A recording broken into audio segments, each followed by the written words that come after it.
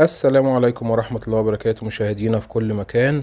غضب شديد على مواقع التواصل الاجتماعي بعد انتشار يوثق وقوع مشاجرة في مدرسة أيوب بين طلاب وأشخاص من خارج المدرسة، واستخدم فيها أدوات حادة من قبل أشخاص من خارج المدرسة أدت إلى جروح وإصابات بالغة. واستمرت المشاجرة حتى تم تدخل المعلمين والطلاب في فض هذه الفوضى، وتم استكمال المشاجرة بعيدا عن المدرسة ولم يتجاوب أفراد الأمن. وعلق أحد المغردون على تلك الواقعة قائلا: العالم قاموا يلومون ضباط وأفراد ومباحث مخفر صباح الأحمد عشان هواشة المصبنة وليه ما فيها تواجد أمني.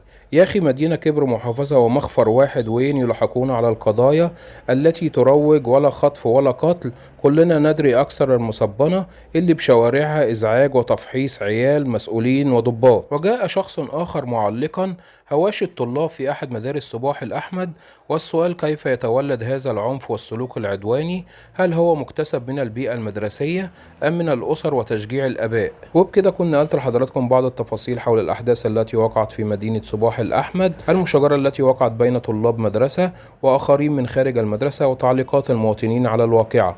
ده كان فيديو النهاردة، واشوفكم إن شاء الله في فيديو جديد، وأقول لكم السلام عليكم ورحمة الله وبركاته.